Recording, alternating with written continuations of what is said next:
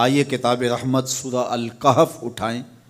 اللہ تعالیٰ نے ایک واقعہ بیان کیا ہے حضرت موسیٰ اور حضرت خضر علیہ السلام کا، کہ حضرت موسیٰ علیہ السلام عزم مصمم کر کے جب چلے تو اللہ فرماتا ہے کہ ہم نے حضرت موسیٰ علیہ السلام کو جس بندے کی نشانی بتائی تھی وہ بندہ ان کو وہاں مل گیا۔ سفید چادر اوڑے حضرت خضر علیہ السلام وہاں لیٹے ہوئے تھے، تو یہ جا کے ان کے پاس کھڑے ہو گئے کہ حضرت میں آپ کی خدمت میں اس لیے آیا ہوں کہ اللہ نے آپ کو جو خصوصی علم عطا کیے ہیں میں ان کو سیکھنے کی غرض سے آپ کی چوکھٹ پہ آیا ہوں۔ کہا تم میرے ساتھ صبر نہیں کر پاؤ گے، معاملے مشکل ہیں، سفر دشوار ہے، منزل کٹھن ہے، اور میرے معاملات ایسے ہیں کہ تم اعتراض کرو گے، اس کے بغیر تم رہ نہیں سکتے۔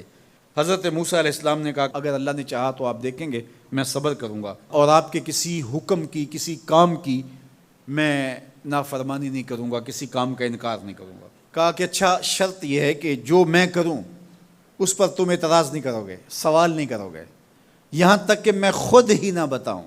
تو کہا کہ یہ شرط ٹھہری، میں کوئی بات نہیں کروں گا۔ فانطلقا، دونوں چل پڑے، دریا کے پار جانا تھا۔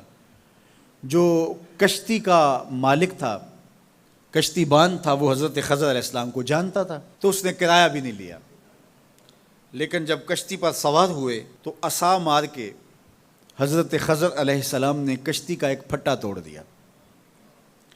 تو بے ساختہ حضرت موسیٰ علیہ السلام نے کہا آپ نے پھٹا توڑ دیا، یہ سارے ڈوب جائیں؟ کہا میں نے کہا تھا نا تم میرے کاموں پہ صبر نہیں کر پاؤ گے۔ تو حضرت موسیٰ کو یاد آیا، کہا میں بھول گیا تھا، اس پر مواخذہ نہ کیجیے۔ پھر دونوں چل پڑے۔ بچے کھیل رہے تھے، ایک خوبصورت لڑکا وہ بھی بچوں میں کھیل رہا تھا۔ حضرت خضر آگے بڑھے اور اس کی گردن مروڑ دی، اس کو قتل کر دیا۔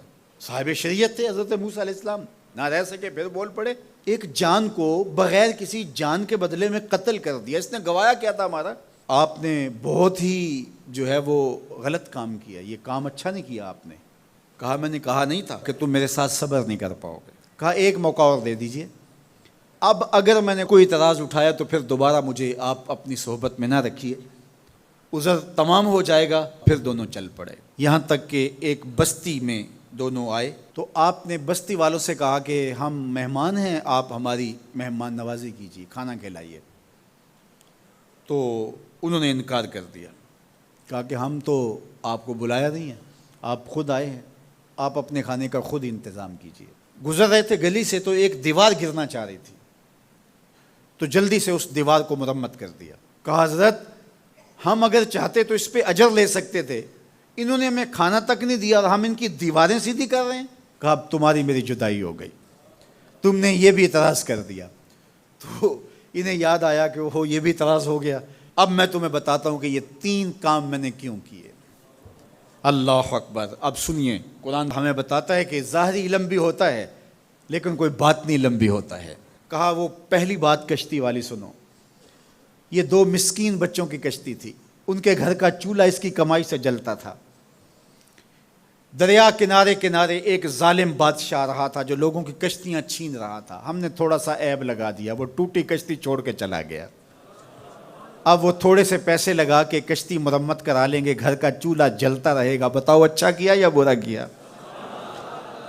کہا رہی بات اس بچے کی جس کو ہم نے قتل کیا، اس کے ماں باپ مومن تھے، نیک تھے، صالح تھے، بچے نے بڑا ہو کے بہت برا ہونا تھا، ہم نے اس کو قتل کر دیا، اللہ اس کے بدلے ان کو بہتر اولاد دے گا۔ علماء تفسیر نے لکھا ہے اس بچے کے بدلے میں اللہ نے ان والدین کو ایک بیٹی عطا کی جس کی نسل سے 70 نبی پیدا ہوئے۔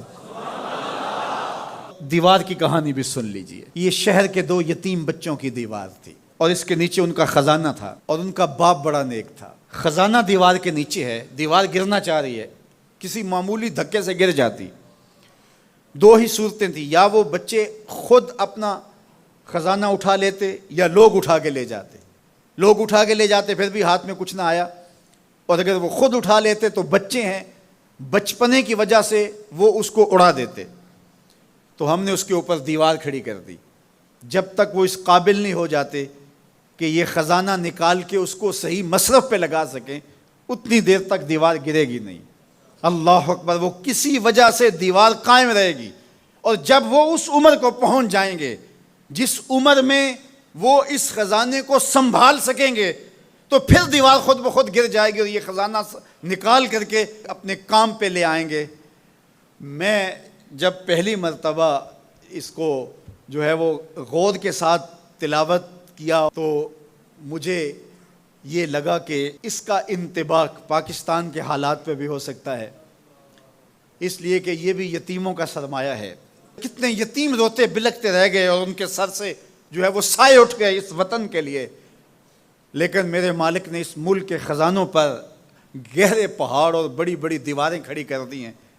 جب تک یہ قوم بلوغت تک نہیں پہنچے گی اتنی دیر تک وہ خزانے ظاہر نہیں ہوں گے، اور جب یہ قوم اپنی بلوغت تک پہنچے گی، شعوری بلوغت، فکری بلوغت، علمی بلوغت، اور رب سے جو وعدہ کیا تھا پاکستان کا مطلب کیا، لا الہ الا اللہ، جب اس بلوغت تک یہ پہنچ جائے گی، اس وعدے کی تکمیل ہوگی، پھر رب دیوار ہٹا دے گا اور پاکستان کو اللہ اتنے خزانے دے گا اور پاکستان ایسا مالا مال ہوگا دنیا دیکھنے آئے گی انشاءاللہ۔ اس لیے رب نے دیواریں بنا کے رکھی۔ تمہارا باپ معین الدین چشتی بڑا نیک تھا، تمہارا باپ داتا گنج بخش علی حجویری بڑا نیک تھا، تمہارا باپ حضرت مجدد الف ثانی بڑا نیک تھا، ان کی وجہ سے میں دیواریں کھڑی کر رہا ہوں اور مضبوط حصار لگا رہا ہوں تمہارے خزانوں پر، اور وہ وقت آئے گا جب تم بلوغت کی عمر کو پہنچو گے، دیواریں ہٹ جائے گی اور تمہارا وطن زمانے پہ مہکتے پھول کی طرح اور چمکتے ستاروں کی طرح اور روشن آفتاب کی طرح چمکتا اور مہکتا دکھائی دے گا، اور زمانہ پاکستان دیکھنے آئے گا، پاکستان دنیا کی قیادت کرے گا انشاءاللہ۔ تو کہا یہ تعویل ہے ان باتوں کی جو باتیں میرے رب نے مجھے بتائی، اور یہ میں نے اپنی مرضی سے نہیں کہیں، اور جو میں نے کیا اپنی مرضی سے نہیں کیا۔ تو یہ باطنی باتیں ہیں، شاید یہ باطنی باتوں کے جوش میں یہ بات بھی میں کر گیا۔